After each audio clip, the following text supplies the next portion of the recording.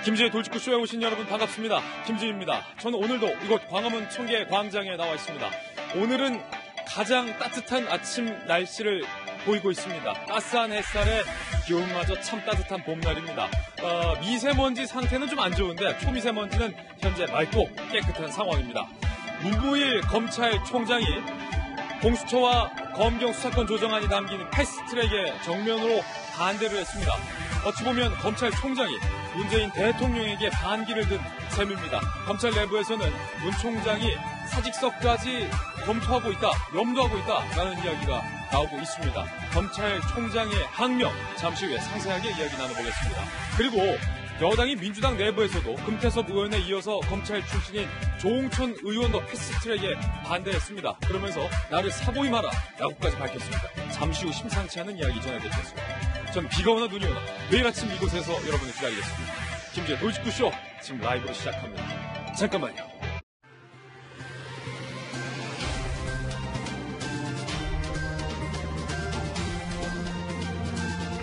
신문 읽어주는 남자입니다. 검찰 수장, 검찰총장이 대통령이 그렇게 강조했던, 그리고 민정수석이 그렇게 강조했던 공수처와 검경 수사권 조정안이 담긴 패스트트랙에 대해서 정면으로 반기를 들었습니다. 검찰이 청와대를 향해 반기를 든 겁니다.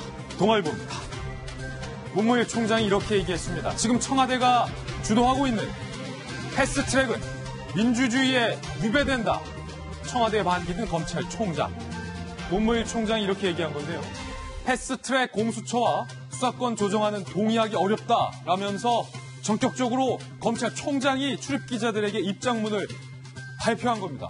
청와대 내부에서는요, 이런 반응이 나왔습니다. 검찰이 이럴 줄 알았다. 검찰의 기득권 지키기다.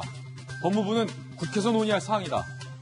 이렇게 입장을 밝혔는데, 검찰총장이 대통령을 향해 반기를 든 초유의 상황, 과연 이 패스트트랙의 운명은 어떻게 된 걸까요? 청와대의 속내는 무엇일까요? 잠시 후에 상세하게 분석해보겠습니다. 패스트트랙 진행될 수 있는 걸까요? 다음 신문입니다. 이번엔 중앙일보입니다. 한국당이 광화문 천막 당사를 접기로 했습니다. 대신 전국을 돌며 콘서트와 유튜브 홍보전을 하기로 했습니다.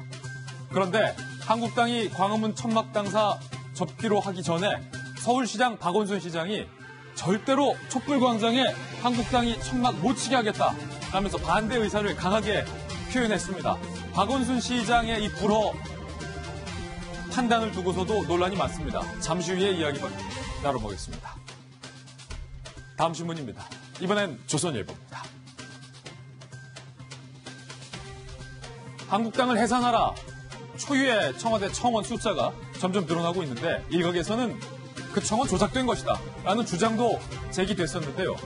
오늘 조선일보의 취재에 따르면 민주당의 의원의 한 보좌관이 학부모들이 모여있는 단톡방에서 한국당 해산 청와대 청원을 하라라고 독려했다라는 사실이 취재됐습니다.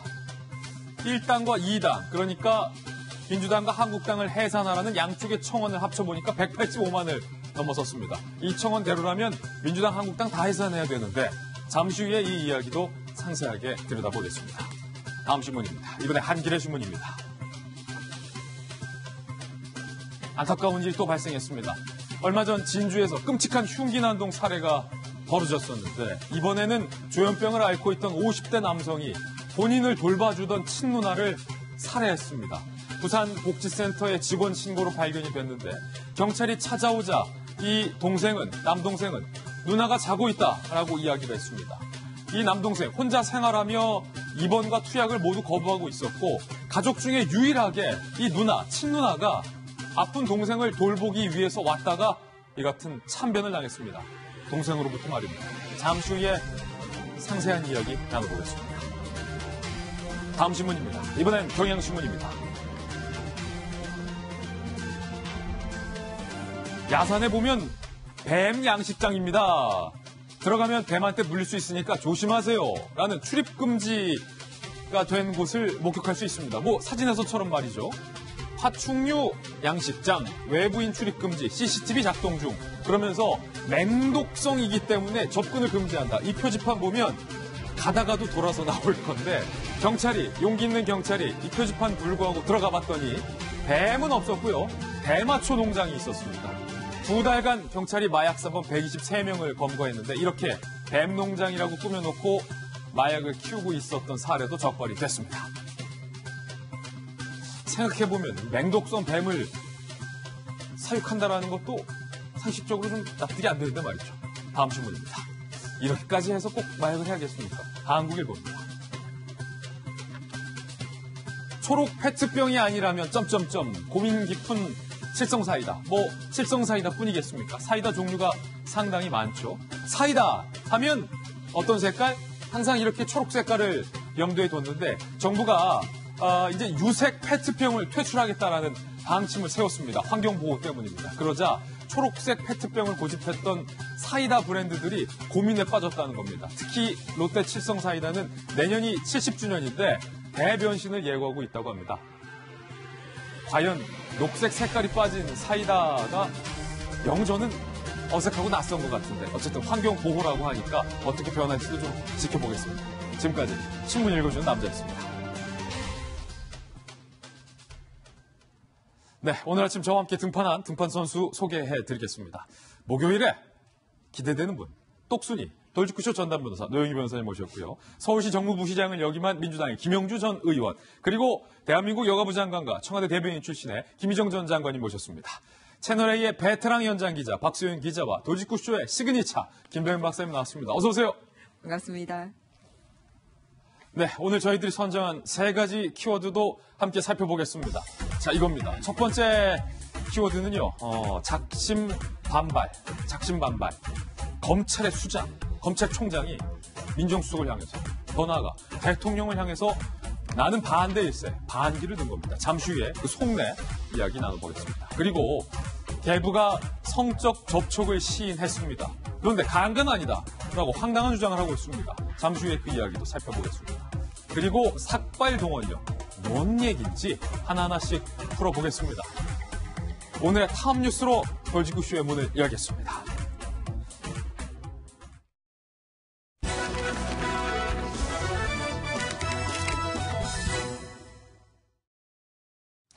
탑뉴스 주제부터 전격 공개하겠습니다. 초유의 일이 벌어졌습니다. 검찰의 수장이 대통령을 향해서 반기를 들었습니다. 문무인 검찰총장이 참다 이건 아니다 라면서 본인의 입장을 밝힌 겁니다. 패스트트랙, 이거 민주주의에 위배된다. 검찰총장의 입장 바로 살펴보시죠. 문무일 검찰총장이 해외 출장 중에 입장문을 밝혔기 때문에 더욱더 뭔가 총장이 상당히 좀 결연한 마음으로 입장을 발표한 건 아니냐. 검찰 안팎에서는 그런 이야기가 나오고 있는데 입장문입니다. 패스트트랙 공수처 수사권 조정안 검찰총장으로서 우려를 금할 수 없다. 이렇게 밝혔고요. 견제와 균형이라는 민주주의의 원리에 위배된다. 그러니까 지금 패스트트랙은 반민주적이다. 검찰총장이 이렇게 못 박은 겁니다. 그러면서요. 이번 패스트트랙은 특정 기관에 통제받지 않은 수사권과 국가정보권을 몰아주는 거다. 독점적 권능을 부여하는 거다. 검찰의 수장으로서 특정 기관에 이 같은 권력을 집중시켜주는 것에 대해서 동의하기 어렵다. 그러면서요.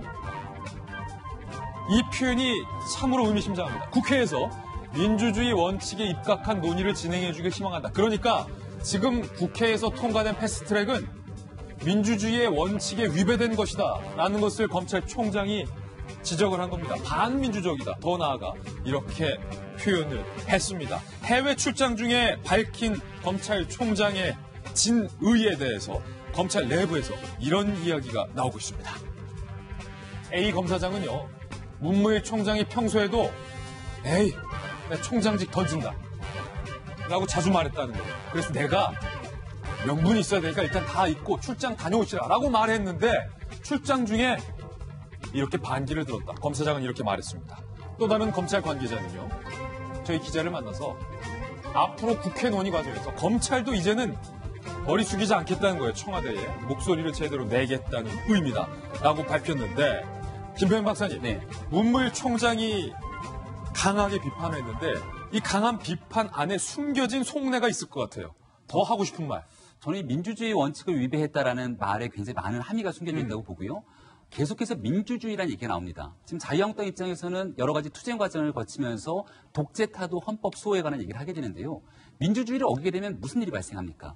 독재가 발생할 수 있다라고 하는 한국당 주장에도 일맥상통하는 내용이 아닌가라는 생각이 드는데 두 가지를 지적합니다. 첫 번째는 고위공직자 범죄수사처에 관한 부분들을 문제를 삼게 되는데요. 공수처. 이 공수처에서는 사건 이첩에 관한 독소 조항의 문제를 제기합니다. 얼마 전에 환경부 블랙리스트 사건 아마 수사 다 기억나실 겁니다. 여기서 김은경 전 환경부 장관 불구속 기소됐고요.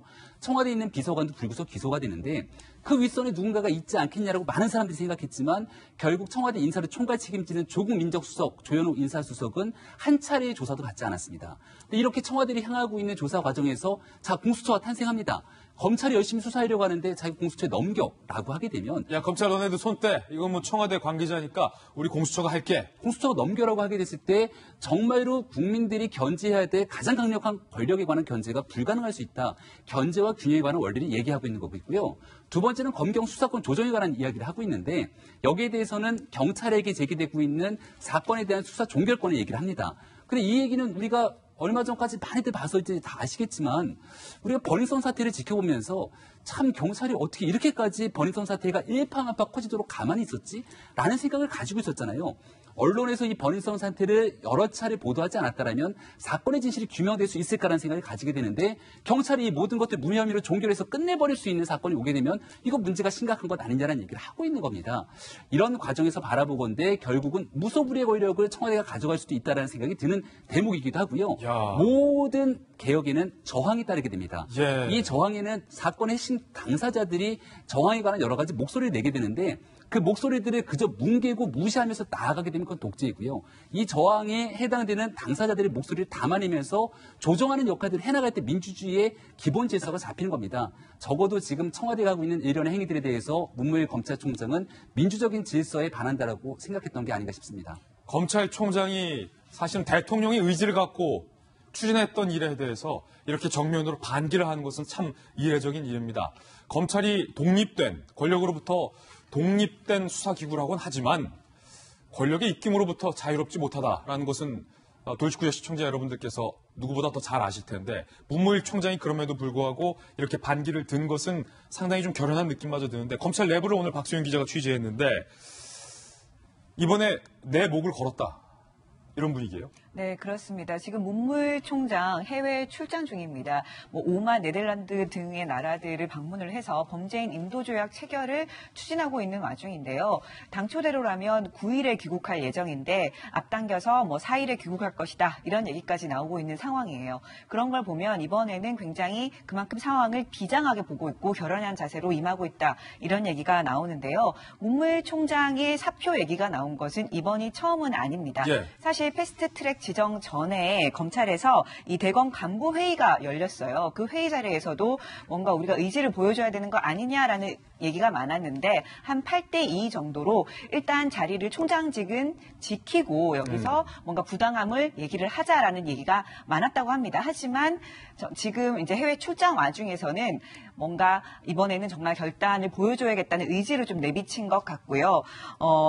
이 얘기가 문무일 총장 사표 얘기가 이번이 처음 나온 것도 아닙니다. 지난해 3월부터 사실 얘기가 나왔습니다. 지난해 3월에 어떤 일이 있었냐면 그 법무부와 행안부 그리고 청와대가 검경 수사권 조정안을 두고 계속 논의를 해나가고 있는 상황이었는데 이때 검찰은 논의에서 빠지게 됩니다. 그래서 검찰 패싱이다 이런 논란이 일면서 내부가 부글부글 했거든요. 이때도 문무일 총장이 이 사표를 두고 굉장히 고민했던 것으로 알려졌습니다. 예. 지금 상황을 보면 그때 이후로도 시간이 꽤 지났죠. 검찰 내부에서는 문무일 총장의 이 같은 입장 표명이 좀 많이 늦은 것 아니냐 이런 얘기도 좀 나오고 있고요. 이번만큼은 좀 사표를 낼 가능성이 있을 것이다라는 전망도 조심스럽게 나오고 있는데요. 문제는 문무일 총장의 임기가 3개월도 채 남지 않았습니다. 예. 검찰총장 임기가 2년이거든요. 그래서 3개월도 채 남지 않은 상황에서 사표를 던진다고 해서 그 파급 효과가 얼마나 될지 이 부분에 대해서는 좀 의문이 일고 있습니다. 사실 법조계 내에서 승진을 포기한 검사만큼 무서운 검사는 없다라는 얘기가 있는데 문무일 총장 임기가 얼마 안 남았으니까 내 목을 쳐라라는 어떤 진심을 이번에 밝혔다라는 얘기가 검찰 내부에서 나오고 있다라는 건데요. 청와대는 과연 검찰총장의 이 항명에 대해서 어떤 반응을 내놨을까요? 상당히 좀 불쾌한 거예요. 청와대에서는. 숨기지 않았습니다. 불쾌감을. 국회에서 논의할 사안을 새삼스레 검찰 총수가 반대를 하냐. 검찰 권한이 축소되는 법안에 스스로 부정적 입장을 내는 게 적절한지 의문이다. 그러니까 청와대 고위 관계자는 검찰의 조직 이기주의 아니냐라고 상당히 지금 불쾌한 뭔가 검찰총장의 반발에 대해서 어디 국회에서 논의할 사안을 하고 탁 치는 분위기예요. 저는 청와대 고위 관계자의 저런 말이 오히려 좀 더 부적절한 게 아닌가 생각해요. 그래요? 왜냐하면 검찰 입장에서 보자면은 본인들의 사실은 수사 지휘권이라든가 여러 가지 측면에서 매우 중대한 그 미래가 달려있는 이 법안이란 말이에요. 근데 이와 관련해서 법무부에서는 사실은 검찰이나 이런 사람들의 얘기를 제대로 들어준 적이 없어요. 물론 그들의 입장이 무엇인지 정확히 알고 있었겠지만 그거를 제대로 상대방하고 협상하고 얘기하고 뭐 협상의 대상은 물론 아닙니다. 그렇지만 그런 과정을 전혀 거치지 않았기 때문에 민주주의 원칙이 위배된다라는 말을 사실은 하고 있는 것이고요. 예. 그런 측면에서 본인이 입장 낸 것에 대해서 저렇게까지 불쾌감을 표시하는 것도 사실은 상당히 저는 좋아 보이지는 않습니다. 다만 그 문무일 검찰총장 입장에서는 사실 저런 식으로 표현할 수밖에 없는데 그 방식이 적절했냐에 대해서는 또 다른 문제인 것 같아요. 그런데 지금 검찰총장이 얘기하고 있는 것은 사실은 어느 정도는 또 타당한 면이 있어요. 예. 왜냐하면 경찰에게 지금 모든 권한을 사실은 넘겨주는 방식으로 이 그 트랙에 올라간 법안이 나와 있기 때문에 그거는 나중에 어떤 식의 문제점을 일으킬 가능성이 있다는 걸 사실 누구도 좀 알 수 있거든요. 그래서 그 부분 좀 문제이고 또 하나는 이걸 검찰의 조직의 기준으로만 그렇게 몰아붙여서는 좀 안 될 것 같다. 예. 그리고 아까 그 화면에 나온 것 중에 하나가 A 검사장이 명분이 있어야지 그만두는 거지 좀 참아라 뭐 이렇게 말했다고 나오잖아요. 예. 저 말의 정확한 워딩은 그게 아니고요. 사실은 그 문 총장이 그동안에 계속해서 이제 타이밍을 사실 보고 있었었고 본인이 어떤 식으로 표현을 될지에 대해서 의논을 많이 했었었는데 그냥 나가버리고 흐지부지 되게 되면 오히려 검찰에서 이런 입장을 가지고 있다는 걸 말해줄 사람이 아무도 없다. 아무도 없다. 그러니까 무조건 나가면 안 된다가 첫 번째 그 키워드였고 예. 두 번째는 나갈 때 나가더라도 정확하게 우리의 목소리를 내면서 뭔가 조금 얻을 수 있는 타이밍에 나가야 된다. 사실 이런 것들을 계속 얘기해왔던 거거든요. 그래서 지금 저 말이 가지고 있는 그 함의가. 숨겨져 있는 뜻이 무엇인지 사실 정확하게 파악하는 게 중요하고 이게 나중에는 검찰 조직의 어떤 조직적 항거로 연결될 수 있다는 점에서 청와대에서도 조금 수위 조절이나 이런 것들을 예. 해야 되지 않을까 생각합니다. 공수처와 검경 수사권이 담긴 패스트 트랙에 대해서 검찰 조직의 수장이 정면으로 반대한 가운데 여당인 민주당 의원들도 반대의 목소리를 내고 있습니다. 금태섭 의원에 이어서 검사 출신인 저희 도지구청 멤버인 조홍천 의원도 공개적으로 반대 입장을 표명했습니다. 조홍천 의원이에요. 과거 국정원에 모든 사건의 수사권을 준 것과 다름없게 됐다. 이번 패스트트랙 얘기합니다. 당론에 따라서 만약에 내가 법사위 의원이잖아요. 찬송표를 법사위에서 던져야 한다면 나를 잘라라. 나를 오신환처럼 사범해라. 라는 이야기를 조홍천 의원이 하고 있어요. 나 반대표 던지겠다는 거예요. 법사위에서. 이거 반대다. 조홍천 의원이 용기 있는 반대의 의사를 여당에서 표현한 건데 조홍천 의원은 앞서 금태섭 의원도 반대를 한 바 있습니다. 공수처 설치는 새로운 권력기관을 만드는 것이다. 악용될 위험성이 크고 검찰개혁에도 장애물로 작용한다. 이게 사실은 김영주 의원님, 검찰 수장도 반대하고 여당의 이른바 소신파 의원들 현재 반기를 든 모양이에요. 이렇게 되면은 조금 정말 이게 뭐 조직 이기주의라고 볼 것이 아니라 내부적으로 법안이 갖고 있는 아까 문무일 검찰총장이 얘기했던 견제와 균형 또 민주주의라는 관점에서 한번 볼 필요가 있을 것 같습니다. 최종적으로 보면 말하자면 그 최종적인 수사를 덮을 수 있는 권한을 한 부분에만 주면 안 된다는 거죠. 가령 뭐 지금 그 지적해 나왔던 것처럼 정보망 안에서 경찰이 수사를 하다가 자체적으로 수사하다가 스스로 종결해도 다른 기관이 그렇지 않다. 수사를 계속해야 된다. 혹은 수사를 할 수 있는 기회가 없어진다는 거죠. 그랬을 때 이게 견제와 균형이 있을 수 없다는 거고 또 정보, 마약 같은 대형 수사에 있어서도 그런 구멍이 뚫힌다라고 하는 것이기 때문에 이와 같은 부분은 정확하게 어떤 단순히 그 사람들이 검사 출신이었기 때문에 반대한다. 이렇게 치부할 것이 아니라 그들이 갖고 있는 법률상의 공백 부분이 뭔가를 좀 검토해서 패스트트랙 기간 내에 충분히 법사위 안에서도 2개월 이상의 논의할 수 있는 시간이 있고 이건 근본적으로 보면 합하면 5개월 이상 논의할 수 있는 기간이 되는 거거든요. 법사위 관할이라고 치면.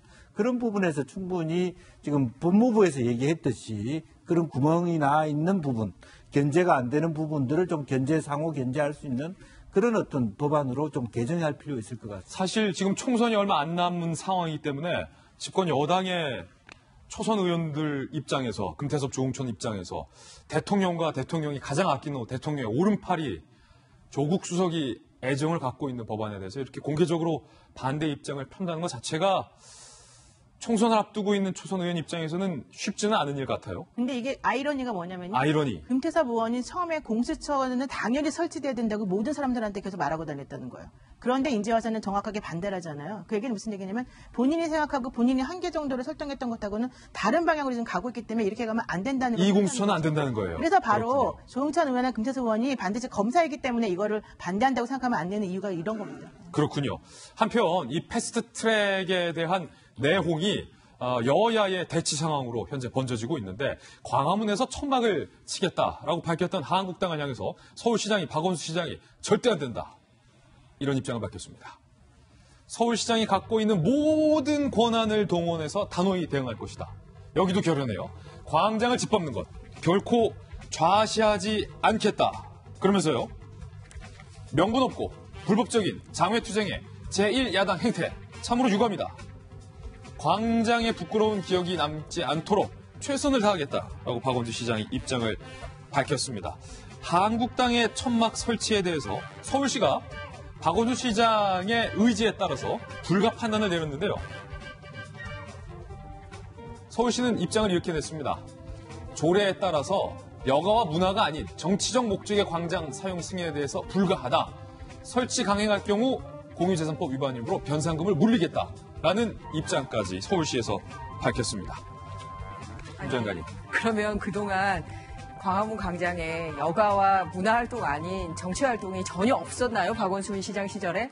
제가 기록을 봤어요. 왜냐하면 저의 기억이 있었기 때문에 뭐냐면 2012년 대선 끝나고 나서 2013년에 소위 언론에서 천막 연대라고 표현할 정도로 야 3당이 천막에서 농성을 했었던 적이 있습니다.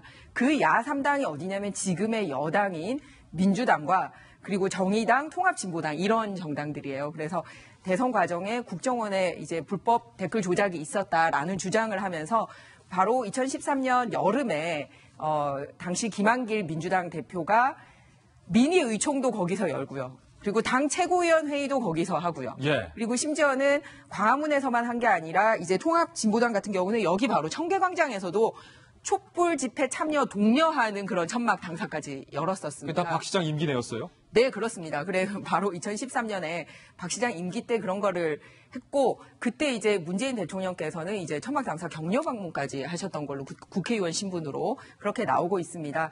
그러면은 어쨌든 행정가로서 그때와 지금이 뭐가 다른지를 또 얘기를 해야 돼요. 그리고 또 하나는 뭐 이렇게 뭐 좋지 않은 기억으로 덮여지지 않겠다라고 얘기하는데 우리가 광화문에서 있었던 일 중에 우리 국민들이 제일 경악했던 기억이 뭐냐면 뭐 김정은 위임맞이 환영. 위임맞이 환영이다. 네. 그리고 백두 뭐 칭송위원회 이런 거 그 다 광화문에서 있었던 그러게요. 거거든요. 그때 서울시는 그러면은 그거는 다 아름다운 행위고 여가 선용이고 문화활동이기 때문에 놔둔 거였습니까? 그런데 그때도 일회성 행사로 끝난 게 아니라 광화문 광장 곳곳에 엄청난 프랜카드가 걸려서 시민들이 다산코를 비롯해서 각 시청, 구청의 민원 전화가 빗발쳤습니다. 뭐냐면은 그때 김정은 위원장 서울 방문을 환영합니다. 서울시민 환영단 모집, 김정은을 위인이라고 지칭하면서 예. 막 프랜카드 걸어놓고 뭐 이렇게 했었거든요. 그러면 그런 거 있을 때 철거하지도 않았어요. 불법 아니라고 얘기를 하면서. 그런데 박원순 시장이 앞서 다른 당이 할 때 보였던 행동이나 또는 다른 정치적 행위, 더군다나 이건 이 북한과 관련된 거는 진보고 보수 할 거 없이 우리 국민들은 다 싫어하는 거였거든요. 그런데도 가만히 두고만 보더니 이번에는 한국당이 공식적으로 신청을 한 것도 아니고 언론을 통해서 이런 것까지 검토되고 있다라고 얘기를 했는데도 이런 식으로 철벽 방어를 치는 거 조금 공정하지 못한 것 같습니다. 그때는 맞고 지금은 틀리다. 영화 제목이죠. 네. 이번엔 저희가 준비한 세 번째 이슈를 공개하겠습니다. 바로 이겁니다. 여야의 행동이 뭐 어느 쪽이 잘못됐다, 어느 쪽이 잘했다 할 것 없이 모두 눈살을 찌푸리게 하고 있는데 한국당에서 어제 한국당을 해산하라는 청와대 청원이 이렇게나 많은 것을 두고 이거 조작됐다라는 얘기가 한국당에서 나왔는데 이에 대해서 민주당은 아이고 민심이 이렇게 위중한데 조작이라니 말도 안 된다라면서 한국당의 발언을 강하게 비판했습니다. 그런 줄 알았는데 상황이 이상하게 흘러가고 있는 것 같아요. 먼저 민주당 의원들의 이야기부터 들어보시죠. 자유한국당은 민심의 분노를 엄중히 받아들여야 합니다. 지난 엿새 동안의 불법과 폭력에 대해 국민 앞에 속보 배제하고 즉각 국회 정상화에 협조해야 할 것입니다. 자유한국당이 워낙 저렇게 무지막지하게 거의 뭐 막무가내로 저렇게 하니까 네. 참 찾았다 국민들도 이제 임계점이 이제 넘어버린 거예요. 그래서 이게 최단 시간 아마 기록일 겁니다. 그런데 한 언론 매체의 취재에 따르면 여당 의원의 보좌관이 학부모들이 모인 단체 카카오톡 대화방에서 한국당 해상 청원을 독려한 사실이 확인됐습니다. 이렇게 말입니다. 학부모 카톡방에 여당 보좌관의 청와대 청원 독려. 인천의 학교 운영위원과 학부모 등 64명이 참여하고 있는 대화방이에요. A씨, 민주당 국회의원 보좌관, 그제 이렇게 얘기를 합니다. 청와대 자유한국당 해산 링크를 찍으면서 안 하신 분들은 얼른 하세요. 지인분들에게도 전파 부탁합니다. 라고 한국당 해산 청원을 독려하는 카톡을 보냅니다. 그러자 이 방에 있었던 학부모 B씨는요. 이 채팅방이 정치적으로 이용되는 곳이냐? 라고 반발을 했고 학부모 C씨는 정치하는 분들이나 하라라는 어떤 반발심 저런 카카오톡 대화를 남긴 사실이 확인이 됐습니다. A 의원실 관계자도 저희가 해명을 취재해봤는데요. 이렇게 해명했습니다. 해당 채팅방은 당 산하 교육위 관계자만 가입한 방이다. 그러니까 당원들만 있는 방이다. 참여한 사람이 모두 당원이다. 문제가 되지 않는다고 보고 있다라는 해명의 글을 내놨습니다. 김배현 박사님, 네. 아니 뭐 한국당 이야기처럼 이게 완전히 조작됐다. 과연 얼마나 많은 사람들이 그렇게 믿을까 싶은데 저 보좌관 행동을 보면은 자발적인 의미에서 참여했던 사람들도 있겠으나 조직적으로 뭔가 여기에 가서 자유한국당을 공격하고 회방하고 뭔가에 대한 민심의 왜곡된 현상들을 전달하기 위해서 조직적인 행위들이 있었다라고도 볼 수 있는 대목이 아니겠습니까? 부적절하죠. 그러니까 저는 정치하는 분들이 제발 이러지 않았으면 좋겠다는 생각이 들고요. 정당 해산이라고 하는 사실은 대한민국의 민주적 기본 질서를 위배하게 되는 심각하고 중대한 사건을 이와 같은 행위로 오염시켜서는 안 된다고 판단합니다. 20만 건이 넘어서 청와대 입장에서 답변할 텐데 청와대가 답변할 수 있는 해당 영역도 아니잖아요. 예. 그다음 결국은 이와 같이 국민들이 바라보기에 한국당이 참 나쁜 짓을 했구나라고 바라보도록 정치적 행위를 하는 것은 아닌가라는 생각이 드는데 정치 때 이러시면 안 됩니다. 그러니까 지금 민주당을 비롯한 여야 사당이 한국당과 함께 국회 정상화를 시키자. 그리고 계속 얘기하고 있는 건 패스트 트랙이라고 하는 건 입법을 하기 위한 절차의 과정에 불과한 것이지 이것으로 끝이 아니다라는 얘기를 하지 않습니까? 그럼 협의를 해나가기 위해서 대한민국의 제1야당 그리고 각종 여론조사 등을 보게 되면 지지율이 한 30%가 넘게 되는데 상당히 많은 국민들이 지지하고 또 때로는 문재인 정부를 대항해서 제대로 된 이야기를 할 수 있는 정당이라고 생각되는 국민들이 적지 않은데 그럼 그 정당을 완전히 없애버리게 되면 대한민국은 어떤 국가로 가게 되는 겁니까? 다시 돌고 돌아서 문무일 총장이 얘기했던 민주주의에 대한 위배 얘기를 할 수밖에 없는 상황이 오거든요. 그러니까 정치를 하시는 분들이라면 모쪼록 갈등을 조정하는 역할들을 해야 되는데 이렇게 국민의 반으로 쭉 갈라서 내년도 총선을 위한 일인지는 모르겠으나 국민을 분열시키는 정치하시는 분들 정치할 자격이 없다고 저는 생각합니다. 아니, 이 민주당 보좌관이 누군지 말은 못하지만 정말로 하수, 좀 한심한 게 아니 청와대 청원이 굳이 이렇게 동원을 안 해도 사람 숫자가 많은데 여기에 이렇게 불필요한 일을 얻는지 본인이 비판을 지금 자초한 건데 김영주 의원님. 네. 아니 그렇게 보좌관들이 할 일 없습니까? 얼마나 바빠요 우리 보좌관분들. 그 학부모 단톡방에서 그거 올려달라고. 또 청와대 게시판에 들어가려다가 안 들어갔는데. 안 들어갔어요. 어느 쪽 하시려고 들어가시는 아니 그게 아니라 네. 지금 이러한 부분은 그러니까 외국의 사례도 그렇고 청원의 대상이 안 된다고 내려야 돼요. 그렇죠. 그런 한 번은 걸러주는 필터링 시스템이 있으면 좋겠어요. 민주당 해산도 지금 20만 원래의 넘었으니까. 원래의 뜻은 그야말로 정책이나 여러 가지 상황에서 피해받고 하소연하는 곳 아닙니까? 사실 이거는 정책이 정장이지 아마 이거는 누구나 다 모든 정당이 다 그러고 있을 거예요 지금. 이게 무슨 의미가 있습니까? 아무 청와대가 답을 할 수 없는 부분에 대해서 이게 뭐라자면 한나라 말하자면 자유한국당 해산 숫자가 더 많다. 조금 있어 보십시오. 똑같은 숫자가 나올 겁니다. 예. 그 정당 지지율만큼 나올 거예요. 정당 지지율만큼 나올 것이다. 의미 없다. 예.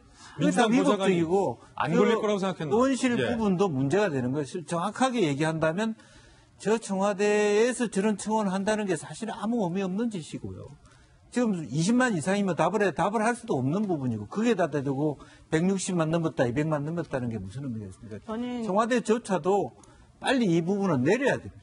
저는 김영주 의원님 말씀에 전적으로 반대하는데요. 전적으로 반대. 보통 전적으로는 동의한다는데. 엄청나게 반대합니다. 왜냐하면 예. 이게 왜 아무 의미가 없습니까? 그러니까 현실적으로 국민들이 자신의 목소리를 그럼 광화문 광장에 가서 막 뭐 이런 거 들고서 말을 하는 것밖에 그런 방법이 없다는 얘기인데 그렇게 하는 거는 저 오히려 더 부적절하다고 보고 오히려 이런 식으로 뭐 실제 그게 가능하든 안 가능하든 그러니까 지금 의원님 말씀하신 건 가능하지 않은 걸 자꾸 한다 뭐 이런 얘기겠지만 정당에선 가능하지 않아요. 솔직히 말해서. 그래서 그걸 말하고자 하는 게 아니라 그런 식으로라도 본인의 의사를 표현하고 싶어하는 국민의 마음을 알아달라는 게 본질이기 때문에 이렇게 뭐 그런 거를 내려야 된다 이렇게까지 말씀하시는 것은 매우 부적절하다고 보고 특히 여당 관계 그 국회의원의 보좌관이 저렇게 말한 건 매우 부적절하지만 부적절하다. 그렇다라고 해서 그러면 야당의 보좌관들이 앞에 나가서 몸으로 막 모든 걸 대처하고 이렇게 하는 거는 그럼 적절하느냐 그렇지 않거든요. 예.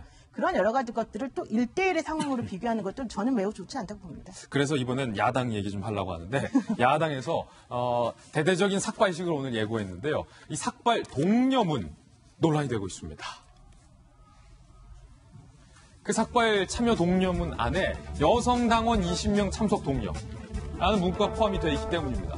일각에서는 아니 여성이 삭발을 하는 어떤 그런 극적인 상황을 노린 거냐라는 지금 비판적인 목소리가 아까 민주당 그 보좌관만큼 한국당 이 안내문에도 쏟아지고 있는데 박수민 기자. 네. 그 여성 당원 삭발이 뭡니까 이게? 여성 당원 삭발에 대해서 이거를 이 김태흠 의원이 돌린 거예요. 본인은 얘기하기를 취지가 다 같이 참여하자는 뜻에서 얘기를 한 거다라고 했는데 다 같이 참여하자고 했으면 여성이란 말을 빼는 게 적절하죠. 남녀 뭐 이렇게 동료 이렇게 하든가. 그렇죠. 여성만 꼭 찍어서 20명 당원 이렇게 얘기한 것은 분명히 의도가 있다고밖에 볼 수가 없죠. 특히 여성 당원의 참여를 독려한 것은 아마 좀 더 극적인 효과를 노린 것 아니겠습니까? 아무래도 남자들은 삭발을 좀 많이 할 때도 있잖아요. 예. 하지만 여성들이 삭발을 한다는 건 그만큼 비장하고 뭔가 결연해 보이고 그런 효과를 좀 노리고 아마 이런 행동을 한 것 같아요. 그런데 자유한국당 같은 경우는 이렇게 여성이라는 점을 이용한 적이 처음은 아니죠. 예. 저번에 그 패스트트랙 지정을 앞두고 사보임을 막기 위해서 문희상 국회의장 의장실을 점거했을 때도 그때 찾아갔을 때도 예. 그때도 문희상 의장이 밖으로 나가려고 하니까 여성 의원들을 앞세워라고 얘기하면서 얘기하지 않았습니까? 예. 이런 걸 보면 계속 여성이라는 점을 이용하고 이걸 자꾸 이슈화시키려고 하는데 굉장히 성차별적입니다. 굉장히 성차별적이다. 지금 여야 할 것 없이 여기서 이러시면 안 됩니다. 라고 제발 좀 제가 모두 말씀을 드리고 싶습니다. 국회 소식까지 전해드렸습니다. 이번엔 저희가 준비한 다음 소식입니다. 취재수첩 Y가 준비되어 있습니다. 오늘은 과연 어떤 사건이 준비되어 있을지 저와 함께 사건풀로 이동하시죠.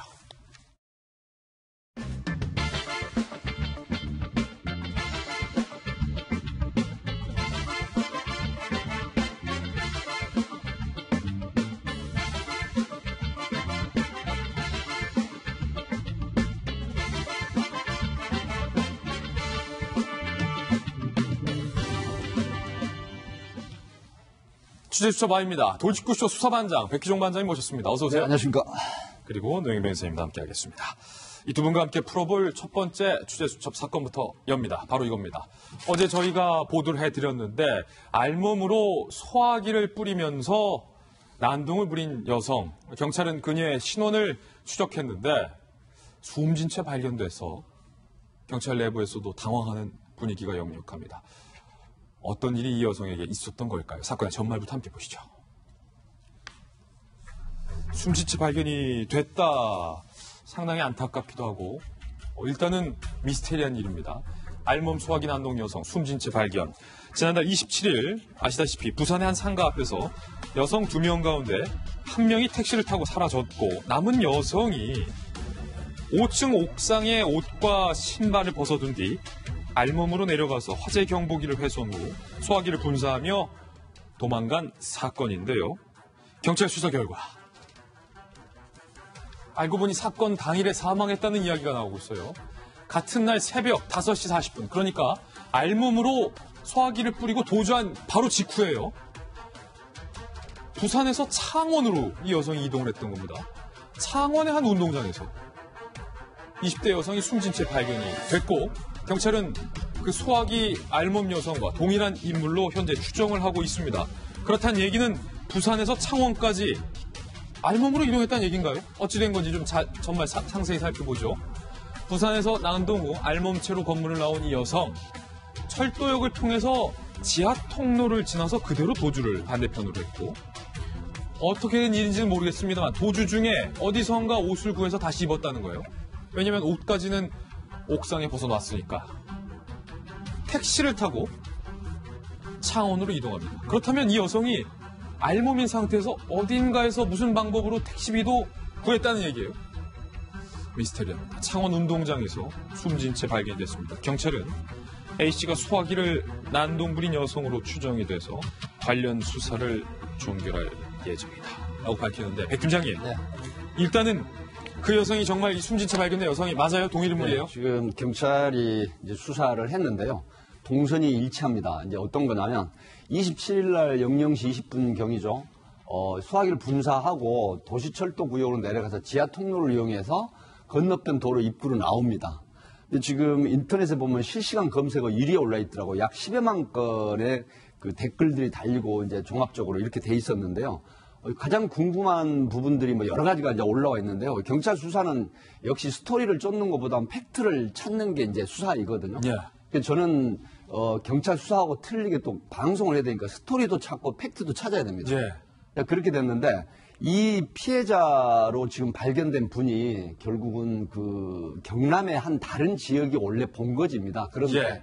이 치과 병원이 있는 이 5층 건물에 소화기 분사하는 건물의 인근에 거주하는 분이에요. 아, 이 인근에, 네, 지금 그래서 이 인근에 거주한다. 알몸 상태로 어떻게 다시 옷을 찾고 방금 김진 앵커가 말씀하시는 것처럼 또 택시를 이용해서 갔느냐라고 하는 부분은 이제 이 답변에서 해답을 찾을 수 있습니다. 집에 가서 들리지 않았겠다. 근처에 있는 집으로 들어가가지고 옷을 갈아입고, 그리고 이제 택시를 다시 타고 이동을 해서 경남 창원에 한 운동장까지 갔는데, 사실 5시간 정도 경과한 상태에서 시신으로 발견이 됐거든요. 그래서 현재 경찰은 이게 극단적인 선택이다라고 확정을 안 했습니다. 왜 그러냐면 유족들 입장에서는 얼마나 당황되고, 예. 지금 25세 된 이 따님 가족이 이런 상태로 발견이 됐기 때문에 아마 가족으로서는 엄청난 충격이고, 또 제가 가족이라고 하더라도 이것은 극단적인 선택을 할 이유가 없다라고 주장을 할 것 같아요. 예. 그러나 경찰이 CCTV라든가 이동 동선을 확인해 보고 또 현장 상황으로 봤을 때 뭐 타살 혐의는 없는 걸로 일단 잠정적으로 이렇게 했습니다. 그럼에도 불구하고 사인에 대한 이 국립과학수사연구원의 부검을 하겠다라고 해서 정확한 사인 규명을 하려고 지금 부검을 의뢰한 상태. 다만 객관적인 측면에서는 혼자 이동을 했고, 예. 또 다른 사람이 같이 동행하지 않았던 부분, 또 이동 경로라든가 현장 상황으로 봐서 타살의 혐의는 없다 하는 게 1차 경찰의 의견입니다. 예. 백 팀장님이 취재를 좀 해오셨는데, 일단은 여성이 사망한 상태로 발견됐기 때문에 굉장히 애도를 표합니다. 그런데 의문점이 여전하다는 겁니다. 몇 가지 의문점을 저희가 한번 정리해봤습니다. 첫 번째 의문점이에요. 5층 옥상에 옷과 신발을 벗어둔 채 왜 알몸으로 난동을 부렸는가? 본질적인 의문점입니다. 두 번째 의문점. 함께 택시를 타고 왔다가 사라진 다른 여성은 과연 누구고 어떤 관계인가 하는 의문점. 세 번째. 세 번째 의문점은 조금 전에 백희종 팀장님의 취재로 풀어졌습니다. 이 인근에 집이 있었기 때문에 집에서 아마 옷을 갈아입고, 의문점 4번도 택시비를 집에서 가져왔던 것 같은데 왜 창원이냐라는 의문점은 여전한데요. 첫 번째 의문점, 왜 5층의 옥상에 옷을 벗어두고 알몸으로 이 같은 일을 벌였느냐, 다른 여성은 누구냐, 그리고 왜 창원에 갔느냐, 더 나아가 왜 극단적인 선택을 했느냐. 지금 이런 미스터리한 부분이 경찰이 경남청하고 부산청하고 같이 좀 수사를 하고 있습니다. 왜 그러냐면 이 원래 거주하는 지역이 경남청 관할이고요. 부산에서 이제 이런 일이 벌어졌는데 부산청하고 경남청이 지금 공조수사를 하고 있습니다. 자, 현장에 같이 있다가 한 여성분은 택시를 타고 이동을 하셨어요. 그리고 지금 25세 된 이 여성 피해자분은 혼자 단독으로 올라가가지고 결국 소화기를 분사하고 그다음에 옥상 5층에다가 신발과 옷을 모두 벗어놓은 채 알몸 상태로 소화기를 이 난사 분사를 했거든요. 그리고 이제 다시 이동을 해서 경남 창원으로 택시를 타고 이동을 했는데 이런 것들이 현재까지도 굉장히 종합적으로 미스터리합니다. 그래서 가족들 같은 경우의 전원을 보면 절대 우리 아이가 극단적인 선택을 할 이유가 없다라고 이제 주장을 하시는 것처럼 제가 이제 전원을 들었는데요. 그렇다고 하면 정신질환 부분도 지금 정확하게 조사를 해봐야 되고 이런 저간의 사정이 혹시 어떤 범죄에 기인한 건지 아니면 협박이라든가 또 자신의 어떤 여러 가지 그 질환 내지는 개인 사정인 건지 이런 부분에 대해서 명확하게 지금 경찰 수사가 이루어지지 않았기 때문에 알 수는 없지만 어쨌든 두 가지로 압축이 될 수가 있죠. 개인의 어떤 사정 내지는 정신적인 문제도 있지 않을까 하는 추정은 가능하지만 이거는 이제 여러 가지 행동 패턴이라든가 이 스토리를 경찰이 수사를 할 겁니다. 이런 부분을 좀 기다려 보는 게 어떨까 싶습니다. 더욱더 미스테리한 게 지금 저희가 이 사건을 좀 취재해보니까 이 여성이 정신 이상 등은 앓고 있지 않은 것으로 지금 현재 경찰에서 얘기가 나오고 있거든요. 그렇다면 더더욱이 왜 이 같은 행동을 벌였을까에 대한 의문점인데 일각에서는 혹시 누군가에 의해서 뭔가 압박, 협박 내지는 곤란한 상황에 처해 있었던 것이 아닌가라는 이야기도 현재 들려오고 있어요. 글쎄요, 그거는 잘 모르겠는데 일단 경찰에서는 신병 비관 쪽으로 얘기는 하고 있습니다. 근데 이제 정확하지는 않고 그 이유 같은 것들을 유족이 밝히고 싶어하지 않는다, 그러니까 공개하고 싶어하지 않는다 이런 이유로 지금 말을 안 하고 있어서 그건 나중에 확인해 봐야 될 것 같고요. 제가 궁금한 것은 결과적으로는 같이 택시를 타고 왔다 사라진 여성과 그렇죠. 택시 기사. 창원까지 데려다준 그 택시 기사를 찾아야지 사실은 그 당시의 행적이라든가 그 여성분의 심리 상태라든가 단서가 나올 이런 것 것들을 같아요. 확인할 수 있을 것 같고요. 네. 이 여성분이 사실은 지금 저지른 범죄가 많아요. 공연음란죄, 그다음에 업무 방해죄. 왜냐하면 그 1층 마트에 들어가서 좀 업무를 방해했거든요. 또 건조물 침입죄, 이 건물에 올라가서 한 거, 또 재물 손괴죄, 소방법 위반죄, 이제 이런 여러 가지 것들이 사실 다 한꺼번에 한 정말 짧은 시간에 다 이렇게 저지른 건데 이게 단순히 협박이나 뭐 다른 사람으로부터 뭔가 안 좋은 거를 받은 사람이라고 한다면 그런 행동을 사실은 한다는 건 상식적이지가 않거든요. 네. 그래서 아마 제가 봤을 때는 그 아까 잠깐 말씀하셨지만 정신적인 문제가 뭐 숨겨져 있었을 수도 있고 그게 아니라고 한다면은 또 다른 종류의 일종의 항거 표시, 메시지 전달? 근데 만약에 메시지 전달이라고 한다면 단순히 이렇게 그냥 알몸으로 하다가 사망하는 게 아니라 사실 유서 같은 걸 남길 수밖에 없는데 그런 게 지금 안 나와 있으니까 당시에 뭐 문자라던가 그다음에 사람하고 통화 내역이라던가 금전 관계라던가 이런 것들을 좀 확인해 보는 것이 필요하지 않을까 싶습니다. 예, 아마 경찰이 종합적으로 이 부분도 다 들여다볼 거라고 판단이 되는데요. 백지영 우리 반장님께서 좀 경찰 수사가 진전이 되면 그때 다시 한번 우리 돌직구청 시청자들에게 또 새로운 내용을 전달해 주시길 부탁드리겠습니다. 네, 이번엔 저희가 준비한 두 번째 취재 수첩 사건입니다. 진주에서 사실 끔찍한 일이 발생한 지 불과 며칠 만에 정신질환을 앓고 있던 한 남성이 본인을 돌봐주러 온 친누나를 무참히 흉기로 살해를 했습니다. 이 사건의 전말도 함께 보시죠. 지금 특별한 직업이 없이 30년째 이 조현병을 알아온 58살의 서모 씨가 전남에서 가족과 함께 살다가 부산에서 홀로 지내면서 61살의 누나의 보살핌을 받으면서 생활을 해왔습니다. 그러던 중 올해 1월 이 서 씨가 다리를 다친 후 화를 많이 내는 등 증세가 좀 악화됐다는 거예요.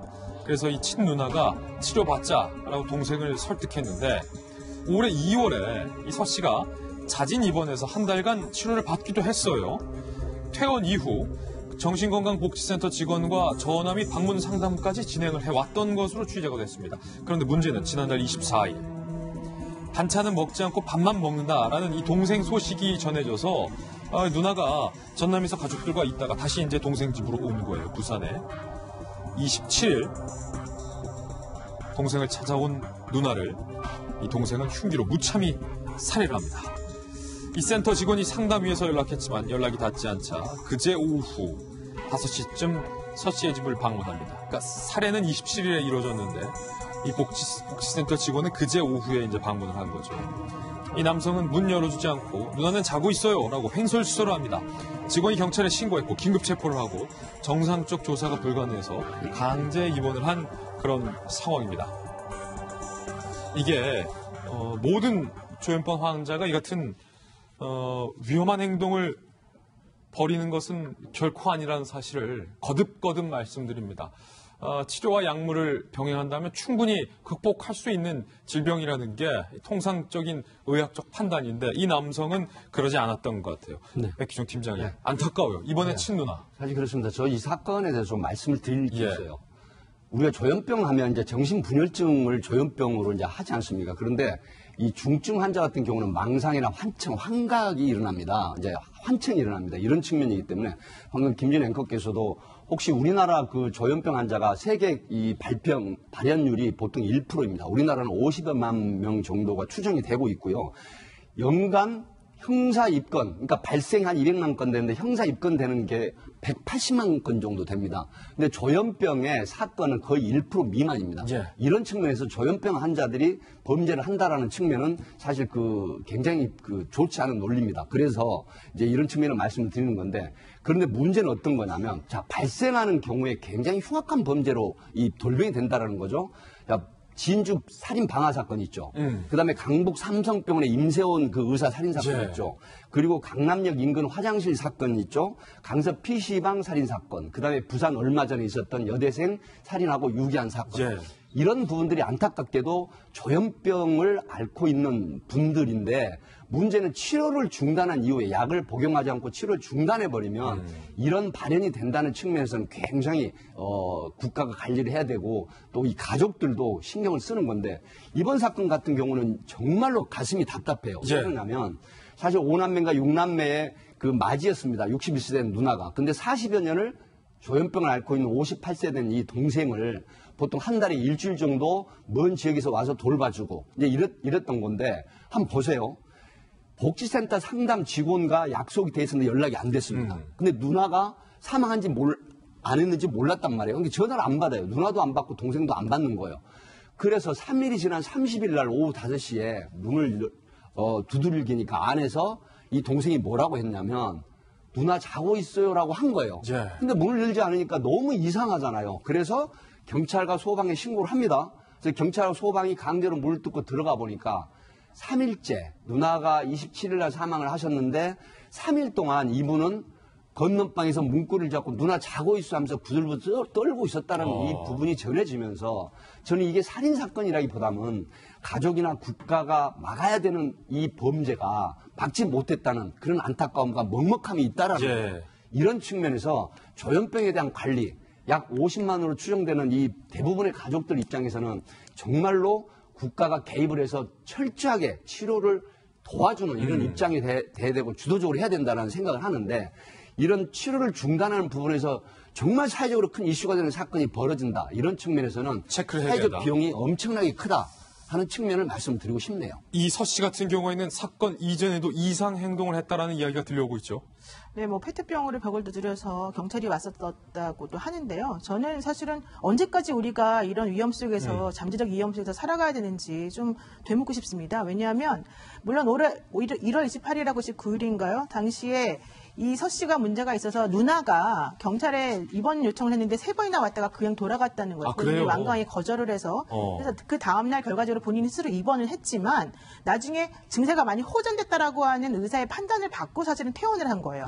그리고 난 다음에 또 약을 안 먹었기 때문에 이런 일이 벌어진 건데, 그렇다라고 한다면은 증세가 호전됐다라고 하는 것하고 약 먹는 것하고 간의 인과관계를 조금 연결을 시켜봐야 되는 부분이 하나가 있는 거고, 또 하나는 이제 보건복지부에서 아마 복지사가 나왔던 것 같아요. 근데 복지사가 14번 정도, 올해 1월 28일부터 지난달 29일까지 14번이나 A씨, 이 서 씨의 상태를 살펴보려고 했지만 다 거절당했다는 거예요. 그 얘기는 무슨 얘기냐면, 그런 식의 공공기관에서의 그런 행정력도 아무런 소용이 없을 정도다. 그런데 그거를 그 주변에 있는 우리 일반인, 민간인들이 어떻게 그 사람을 해결하겠습니까? 이거는 저는 좀 강제적인 것 더 동원해서라도 이걸 문제를 해결해야지, 그렇지 않으면 계속해서 누군가가 정말 다치고 누군가가 끔찍한 일을 당하고 이러면서 우리는 그래도 조현병 환자들은 괜찮습니다. 치료만 받으면 됩니다. 이렇게 말해서 끝날 일이 아니잖아요. 그분을 위해서라도. 그분에 대해서 좀 구체적인 방법론을 좀 제시를 해줬으면 좋겠고, 정말 위험하다고 생각되면 강제적인 방법을 동원할 수 있게끔 했으면 좋겠습니다. 두 가지 사건 두 분과 함께 이야기 나눠봤습니다. 감사합니다. 다음 순서입니다. 네, 이번에 오늘의 하플 시간입니다. 오늘은 과연 어떤 분들이 하플 4인방에 선정됐을지, 강력한 분들이 오늘 하플 4인방에 선정이 됐는데 누구누군지 바로 만나보시죠. 일단 처음 오신 분들이 강력한 어벤져스가 왔는데 사실은 어벤져스 얘기가 아니라 어벤져스를 보기 위해서 군대에서 이탈한 공군 이등병 얘기입니다. 아유, 황당합니다. 두 번째는요, 안타까운 소식인데 얼마 전에 저희 돌직구쇼에서 자세하게 보도를 해드렸던 9살짜리 탈북 소녀. 결국 이렇게 우리가 지켜주지 못한 채 북한으로 북송되게 냅둬야 하는 건가요? 오늘 그 이야기 전해드리겠습니다. 세 번째는 독도는 우리 땅이고 당연히 울릉도도 우리 땅이죠. 울릉도. 네 번째는 인블리 씨입니다. 어떤 사유인지 하나하나씩 전해드립니다. 개봉 8일 만에 관객 수 824만을 돌파한 어벤져스 엔드게임 흥행의 광풍 때문에 심지어 탈영병까지 만들어내는 웃지 못할 사건이 벌어졌습니다. 지난달 30일 대민 봉사활동을 나갔던 현역 공군병사가 무리해서 이탈해 극장에서 혼자 어벤져스를 관람한 것. 아이, 황당하네, 이 친구. 같이 봉사하던 A 이등병이 보이지 않자 헌병대까지 떴어요. 이거 군대에서 헌병대 뜬 거면 어마어마한 일이에요. 이렇게 A 이병을 찾아 나섰는데 수소문 끝에 내가 그 이등병 한 명을 태우고 저기 영화관에서 내려줬어. 택시기사의 증언을 확보해서 그 영화관으로 쳐들어간 거예요. 그런데 태연하게 영화를 다 보고 나오는 A 이등병을 현장에서 체포한 겁니다. 입대한 지 한 달밖에 안 됐다는 이 이등병은 어벤져스가 너무 보고 싶어서 잠시 대기하는 틈을 타 현장을 벗어났다라고 진술한 것으로 알려졌는데 과연 이 공군 이등병의 황당한 일탈은 타령으로 볼 수 있을까요? 이탈 시간이 길지 않은 데다 우발적이었던 만큼 형사 입건 대신 징계 절차를 진행할 방침이라고 공군은 밝혔습니다. 이 소식을 듣고 아마 혀를 끌끌끌 차면서 격세지감을 실감하는 분들이 많으시지 않을까 싶습니다. 저는 안 봤어요, 아직 어벤져스. 그런데 이 이등병 황당한데 더 황당한 건 이 공군이 영화가 끝나기 전에 먼저 영화관에 도착했는데 이 이등병이 영화를 끝까지 다 관람할 때까지 기다렸다가 체포했다는 거예요. 영화를 보는 관객들의 배려한 일인가요? 좀 있을 수 없는 일이 일어나게 되는데 타령이 맞죠? 어떻게 타령이 아닙니까? 그러니까 대민봉사를 나갔다가 현장 이탈하게 되는데요. 지금 대한민국 군대를 향해서 당나라 군대가 아니냐라고 쓴소리를 내뱉는 국민들이 적지가 않습니다. 지금 군대에서는 휴대폰 사용이 허용이 돼 있는 상황이거든요. 제가 군대 다니던 시절만 하더라도 어벤져스가 개봉이 됐는지 아닌지는 알 턱이 없습니다. 알 턱이 없죠. 이등병이면은 그 자리에서 내무반 바닥 걸레 청소 닦고 바닥 미싱하고 정말 정신없이 시간이 흘러가기 때문에 언감생심 어벤져스 같은 꿈을 꿀 수도 없었던 적이었는데 저는 이등병 때 5마디 이상을 말 못했다니까요. 네. 5마디. 네, 맞습니다. 거의 비슷한 상황일 건데요. 그런 이등병이 나가서 저와 같은 어벤져스를 보기 위해서 타령했다라는 것은 휴대폰을 가지고 사용할 수 있는 상황이기 때문에 어벤져스가 나왔구나. 이렇게 재밌는 내용들을 바탕으로 사람들이 이야기하고 있는 것에서 몸은 군대에 가 있지만 마음은 바깥에 나가 있는 것이 아닌가라는 생각이 들거든요. 그렇죠. 우리가 어제도 박찬주 대장 얘기 잠깐 했는데 박찬주 대장이 한 언론과의 인터뷰에서 이런 얘기를 하더라고요. 훈련하지 않는 군대가 무슨 의미가 있겠는가라는 얘기를 하게 되는데 지난해가 대한민국 이 건군 70주년을 기념하는 국군의 날 기념식을 가졌는데요. 이때에도 싸이의 공연을 바탕으로 대충 떼온 것에 대해서 박찬주 대장이 굉장히 진노하는 말을 쏟아내기도 했습니다. 지금 작품의 대한민국 군대를 바라보면서 이등병이 대민봉사를 나갔다가 타령해서 어벤져스 영화를 처음부터 끝까지 다 관람하고 오는 작금의 군대가 과연 분단 현실에서 맞는 이 군을 이끌어가고 있는 현실인지 묻지 않을 수 없고요. 대한민국 군 최고 통수권자의 문재인 대통령께서도 적어도 이와 같은 현실에 대해서 대한민국 군대에 처음부터 끝까지 다시 한번 좀 되짚어보는 계기가 됐으면 좋겠습니다. 이 기사의 포인트는 이등병이 이탈을 해서 어벤져스를 봤다도 있는데 또 다른 포인트는 얘가 끝까지 다 봤다는 거예요. 그러니까 저도 그 얘기를 하려고 했는데 지금 김병민 박사님 얘기처럼 굉장히 좀 진지한 얘기도 있지만 저는 영화는 다 봤네라는 생각이 영화는 다 봤네. 엔딩 크레딧 올라갈 때까지. 그런 생각이 좀 들기는 합니다. 사실 영화 티켓 구하는 것도 하늘의 별 따기다는 얘기가 나올 정도로 쉽지가 않은 상황에서 영화를 다 봤다는 것. 요즘 이 어벤져스 때문에 사람 만나는 걸 꺼리는 상황까지 벌어지고 있어요. 왜냐하면 어벤져스를 본 사람과 안 본 사람이 나뉘면서 본 사람이 혹시라도 말하는 도중에 스포, 그러니까 영화 내용을 조금이라도 얘기할까봐 겁이 나서 안 본 사람들이 본 사람을 피하는 상황이 벌어지는 거죠. 요즘 저도 영화 보기 전까지는 안 본 분들을 좀 피하고 있는 상황입니다. 그러니까 아니 이 헌병이 교영주임 저희 군부대 할 때는 정말 무서웠거든요. 이 헌병 떴다 하면 나 지금 큰일 났다. 거의 이 상황 아니에요. 근데 영화 다 관람하세요. 제목이 어벤져스 엔드게임인데 엔드 되기 전에 보면 무효잖아요. 엔드게임 때문에 또 타령할까 싶어서. 또 타령할까 싶어서 그런 거다. 한번 봤는데 어차피 엔드 할 때까지는 지켜봐. 그래 너 봐라 그냥. 나는 사실은 그걸 아주 정말 보고 싶어서 온 관객들을 위해서라도 좀 배려했다라고 보여지고 네. 최근에 사실은 이제 우리 김영 박사 걱정을 많이 하셨지만 어쨌든 이와 비슷한 종류의 촬영이 많이 있을 수 있다. 그래서 군에서도 신인 그 장병들을 위한 리더십을 많이 하거든요. 그래서 조금 더 면밀하게 이런 욕구들을 어떻게 관리할 수 있을지에 대한 교육과 매뉴얼이 필요하지 않나 생각이 듭니다. 예.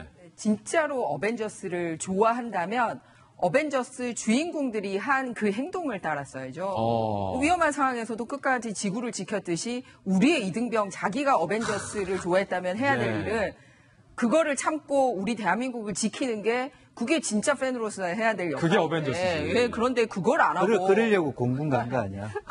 그래서 저는 그 나머지 영화 관객들을 배려한 것도 좋았지만 헌병대가 이렇게 살짝 모습만 보여줬어도 떴다라고 알 수 있고 충분히 중간에 화장실 나오는 사람도 있는데 있을 수 있다 생각하거든요. 그래서 너무 기강해이지 않나. 공기 빠졌다. 예, 그러니까 다른 잘하고 있는 사람들까지 같이 욕먹게 되잖아요. 영화 끝나기 전에 그까지 찾아간 것만 해도 대단한 거라고 보여집니다. 대단한 거다. 네, 그래서 그냥 이 영화를 보는 거에 본인의 역할이 아니라 거기 주인공들처럼 대한민국 제대로 지켜주시길 부탁합니다. 맞습니다. 이번에 두 번째 하플 소식도 전해드리겠습니다. 엄마 아빠를 만날 꿈에 부풀어서 압록강을 건넜던 9살의 소녀. 중국 공안에 체포돼 강제 북송될 위기에 놓였다는 소식 전해드렸습니다. 이 9살 아이의 엄마 아빠가 외교부도 통일부 장관도 애 끓는 호소를 들어주지 않자 어제는 청와대까지 찾아가서 무릎을 꿇었습니다. 청와대 들어가지도 못하고 청와대 앞에서 무릎 꿇었습니다. 대통령이 어린 생명을 살려달라며 무릎을 꿇은 채 읍소한 겁니다. 앞서 중국 대사관을 찾았을 땐 어린 딸을 생각하면 억장이 무너진다며 통곡하기도 했는데 이 자리에 태영호전 공사도 함께해서 힘을 실었습니다. 어떻게든 딸을 구해내고 싶은 간절한 어머니의 목소리부터 들어보시죠. 존경하는 중국 대사관님께 호소합니다. 사랑하는 딸과 헤어진 지도 어느덧 3년째. 지금도 눈을 감으면 딸이 엄마가 보고 싶다고 울면서 말하던 그 목소리가 귀에 쟁쟁 들려와 심장이 마르고 억장이 무너집니다. 살방이 안 됐어요. 저희 잘 살려주세요. 진짜 살방이 안 됐어요.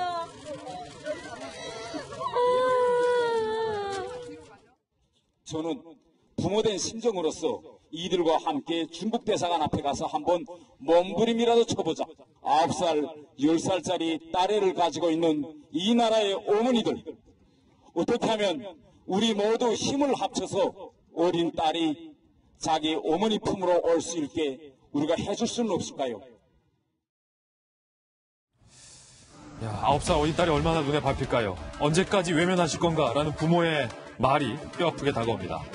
9살 아이뿐만 아니라 함께 붙잡힌 6명의 탈북민들도 강제 북송 위기에 놓였습니다. 헌법상 탈북민들도 우리 대한민국 국민이라는 점 제가 분명히 말씀드립니다. 우리 대한민국 국민들이 안전하게 고국의 품으로 돌아올 수 있도록 정부가 의무를 다해 주시기를 간곡히 부탁드립니다.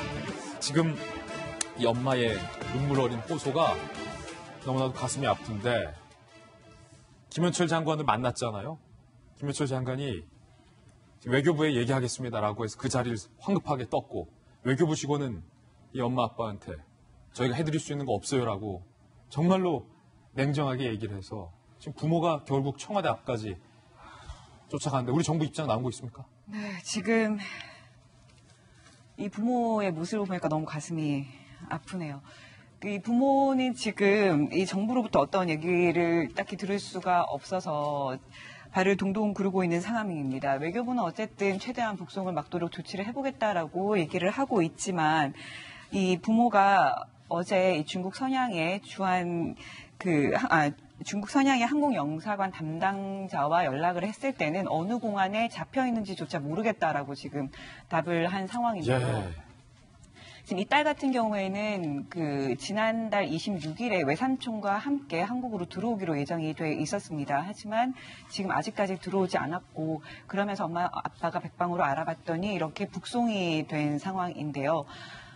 지금 그 무엇보다도 인권은 그 어떤 것보다도 우선한다고 생각을 합니다. 부모, 자식 간에 같이 살지 못하는 상황, 엄마가 아이의 생사를 알지 못하는 상황이 얼마나 가슴이 아플까라는 생각이 드는데요.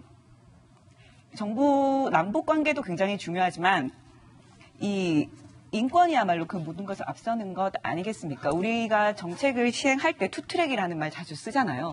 이럴 때도 투트랙 전략을 써야 된다고 생각합니다. 인권은 인권 문제고요. 남북관계는 남북관계로서 좀 더 세밀하게 대응할 필요가 있지 않나 생각합니다. 국제법적으로 아동권리 그 보호조약이라는 게 있어요. 그래서 사실은 그 중국에서 이 9살 난 아이를 이렇게 보내는 것은 인권적으로도 맞지가 않을 뿐더러 국제법적으로도 좀 타당하지 않다는 지적이 많이 있습니다. 그래서 저는 사실 이번엔 좀 전격적으로 우리 나라가 나서야 될 거라고 보는데 사실 우리나라가 중국하고 관계에서 이런 상황에서는 나설 수 있는 그 여지가 사실은 거의 없는 게 조금 현실이기도 합니다. 어쨌든 중요한 건 그 UN 북한인권조사위원회에서 탈북민들을 강제 북송하는 중국에 대해서 강하게 비판을 하기도 했습니다. 그럼요. 그래서 이번에 좀 역량을 모아서 예. 이를 조금 데려올 수 있었으면 좋겠습니다. 벌써 이거 저희가 보도해드린 지 5일째인데 그동안 정부 입장 나온 거 한마디도 없고 대통령도 이와 관련해서 말씀하신 거 하나도 없는데 장관님, 이게 사실은 이게 대통령이 나설 수 있는 일 아니에요. 그 북한 눈치가 그렇게 보입니까? 할 수 있어요. 왜 할 수 있냐면 중국이 일단 난민협약에 가입을 했더라고요. 근데 그 난민협약에 어떻게 돼 있냐면 이제 돌아가면 박해가 명백한 곳으로는 못 돌려보낸다라는 내용이 들어가 있습니다. 예, 북한으로 가면 예, 박해가 확실하죠. 죽일 수도 있어요. 예, 사형될 수도 있고 그냥 뭐 사실 뭐 신체적으로 살아 있어도 산 게 아닌 그런 9살짜리가 평생 겪을 그런 아픔은 상상을 못 하는 거거든요. 그러면은 우리나라도 우리 국민이기 때문에 그 중국 정부에다가 그 난민협약 내용 지켜달라라고 얘기를 해야 되고 또 중국 채널뿐만 아니라 다른 UN 채널을 가동해서라도 중국에다가 인권 문제는 좀 같이 협약을 해달라고 우리나라가 얘기를 해야 돼요. 제가 왜 그 얘기를 하냐면 북한하고 미국이 협상한 것 중에 뭐냐면 돌아가신 분 유해 송환하는 거 얼마 전에 했었잖아요. 그죠? 아니 그 이미 다 돌아가신 분에 대해서도 유해 송환하는 거에 나라가 목숨을 걸고 이렇게 막 전력을 다해서 하는데 살아있는 사람이잖아요. 그것도 9살짜리 여자애. 그렇다면 지금 최선을 다해서 이 인권 정부의 모습을 보여주고 안심할 수 있는 그런 마음의 사인을 줘야지 이번에 잡혀간 사람뿐만 아니라 벌벌 떨고 있는 다른 탈북자들도 중국에서 이 뉴스 소식 전하면서 살아도 사람 목숨이 아니라라는 거를 정부에서 좀 알아주셨으면 합니다. 이 9살 소녀 어머니의 애끓는 호소 내용 다시 한번 들어보시죠. 존경하는 중국 대사관님께 호소합니다. 사랑하는 딸과 헤어진 지도 어느덧 3년 세월. 지금도 눈을 감으면 딸이 엄마가 보고 싶다고 울면서 말하던 그 목소리가 귀에 쟁쟁 들려와 심장이 마르고 옥장이 무너집니다. 살방이 안 됐어요. 저의 잘 알려주세요. 진짜 살방이 안 됐어요.